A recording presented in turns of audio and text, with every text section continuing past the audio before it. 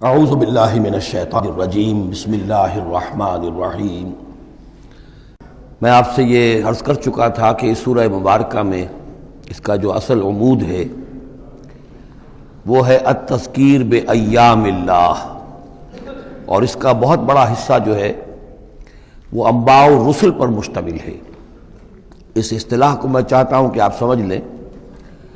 قرآن حکیم میں نبیوں کا ذکر آتا ہے تو اس کا عام انداز کچھ اور ہوتا ہے، ان کے ذاتی محاسن، ان کی سیرت کے اچھے پہلو نمایاں کرنا، ان کی شخصیتوں کی، ان کا تقوی، ان کا مقام، ان کا استقامت۔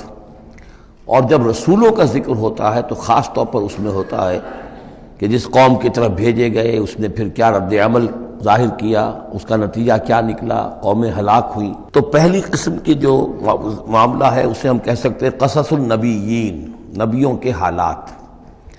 اور قرآن حکیم کی ایک صورت جو ہے اس معاملے میں بہت ہی اہم ہے، پوری کی پوری جو ہے ایک نبی کے حالات پر مشتمل، سورہ یوسف علیہ الصلاۃ والسلام۔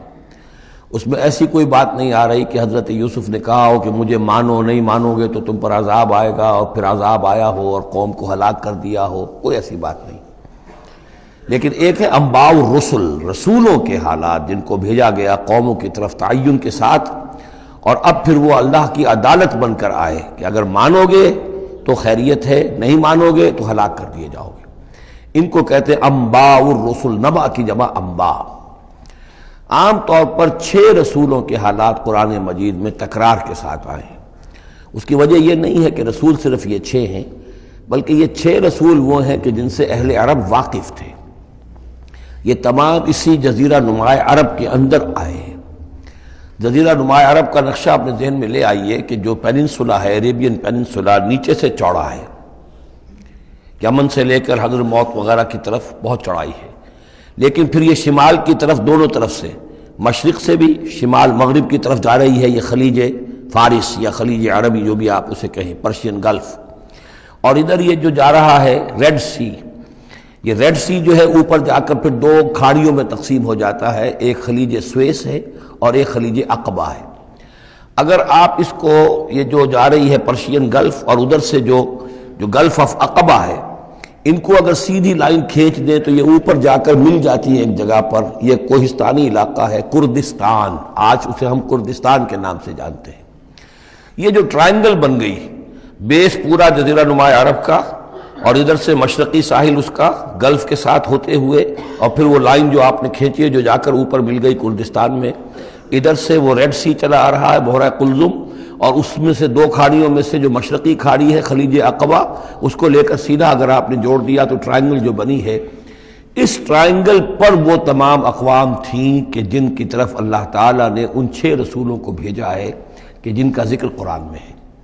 اس کی وجہ یہ ہے کہ جزیرہ نما عرب تو جزیرہ نما کہلاتا ہی ہے، لیکن اس کے اوپر بھی اس ٹرائنگل کے اندر جو 2 ملک آتے ہیں ان میں سے ایک کا نام عراق ہے، ایک کا عرب، ایک کا شام ہے، لیکن اصل میں یہ بھی ملک عرب ہی کے حصے ہیں، عراق عرب، شام عرب اور الجزیرہ، یہ جزیرہ کہلاتا ہے، جزیرہ نما جو نیچے ہے، اور پھر عراق عرب مشرق میں، شام عرب۔ اب اس میں نوٹ کیجئے کہ سب سے پہلے رسول جن کا قرآن ذکر کرتا ہے وہ حضرت نوح علیہ السلام ہے۔ اندازہ یہ ہے، واللہ عالم، ان چیزوں کو یقین کے ساتھ نہیں کہہ سکتے، کہ یہ حضرت آدم کے تقریباً 2000 سال بعد ہیں۔ اور یہ جو ٹرائنگل کا ایپیکس ہے، اوپر کا قلعہ، یہاں یہ قوم آباد تھی جہاں حضرت نوح علیہ السلام بھیجے گئے۔ اس وقت تک نسل انسانی صرف یہی تھی، اور پوری دنیا میں کبھی نسل انسانی پھیلی نہیں تھی۔ اس علاقے میں حضرت نوح علیہ السلام کی قوم تھی، یا پوری نسل انسانی تھی، وہاں حضرت نوح علیہ السلام بھیجے گئے، وہیں وہ عذاب آیا۔ اسی پر اوپر چل کر جو ہے وہ پہاڑی بھی ہے، ارارات کی پہاڑی جو ہے، جو کوہ جودی، جس پر کہ جا کر ان کی کشتی ٹکی ہے۔ جب پوری قوم ان کی ختم کر دی گئی، حضرت نوح علیہ السلام کی دعوت پر وہ ایمان نہیں لائے اور پوری کی پوری قوم کو ہلاک کر دیا گیا، صرف چند لوگ بچے، تو اب ان کے 3 بیٹوں سے نسل انسانی چلی۔ ایک بیٹا جو سام ہے وہ جنوب کی طرف اتر گیا، عراق کی طرف، یہ حضرت سام کی نسل کی اب یہ گویا کہ یہ مرکز بن گیا، اور اسی سے سامی قومیں وجود میں آئیں۔ ان سامی قوموں ہی میں سے ایک قوم عاد ہے کہ جو جزیرہ نما عرب کے بالکل جنوب میں چلا گیا، جو اس وقت بڑا سخت ریگستان ہے، بہت ہی یعنی انتہائی خوفناک قسم کا ریگستان. لیکن اس زمانے میں یہ بڑا سرسبز و شاداب علاقہ تھا. یہاں قوم عاد آباد تھی، ان کی طرف حضرت ہود بھیجے گئے. حضرت ہود کی دعوت کو اس قوم نے رد کیا تو یہ بھی ہلاک کر دی گئی. ان کے بچے کچے لوگ اور حضرت ہود جو ہے پھر وہاں سے نقل مکانی کر کے اس ٹرائنگل کا جو مغربی جو سائڈ ہے اس کے ساتھ ساتھ ہو کر سمود کا علاقہ جو ہے وہ جزیرہ نماء عرب کا شمال مغربی گوشہ ہے، خلیج عقبہ سے نیچے اور مغربی ساحل کے ساتھ ساتھ یہ سمود کا علاقہ ہے. یہاں حضرت صالح علیہ السلام بھیجے گئے اور ان کی قوم بھی پھر ہلاک ہوئی. ان کے مسکن اب بھی موجود ہیں، پہاڑوں کے اندر کھدے ہوئے ان کے جو محل تھے، بڑے بڑے ہال، وہ آج بھی موجود ہیں. میں خود بھی ان کو دیکھ کر آیا ہوں. ان سے پھر اوپر ذرا چلے تو خلیج عقبہ کے داہنی طرف وہ قوم آباد تھی کہ جن کی طرف حضرت شعیب علیہ السلام کو بھیجا گیا ہے. یہ ہے وہ علاقہ ان کا کہ جن کو الی مدین اخاہم شعیب مدین کا علاقہ ہے. اس سے ذرا آگے چلتے ہیں تو ڈیڈ سی آ جاتا ہے، اور یہ ڈیڈ سی کے ساتھ وہ اس کے ساحل پر وہ شہر آباد تھے سدوم اور عمورہ کہ جہاں حضرت لوط علیہ السلام بھیجے گئے.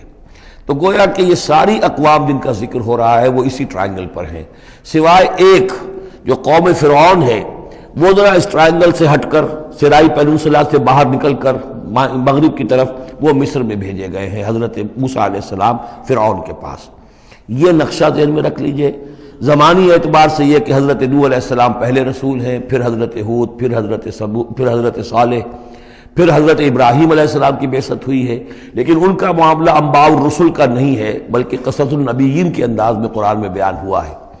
ان کے بھتیجے ہیں جو حضرت لوط علیہ السلام، ان کو بھیجا گیا ہے. یہ جو عمورہ اور صدوم کی بستیاں تھیں انہی کے ایک بیٹے تھے مدین جن کی اولاد میں حضرت شعیب کی بعثت ہوئی ہے. انہی کے بیٹے حضرت اسماعیل تھے جن کو آباد کیا ہے حجاز میں، اور حجاز میں حضور صلی اللہ علیہ وسلم کی بعثت ہوئی ہے. انہی کے بیٹے حضرت اسحاق تھے جن کو آباد کیا فلسطین میں. ان کے بیٹے حضرت یعقوب تھے جن سے بنی اسرائیل کی نسل چلی ہے. یہ سارا اپنا ذہن میں رکھیے. اب چلیے. صدق اللہ العظیم.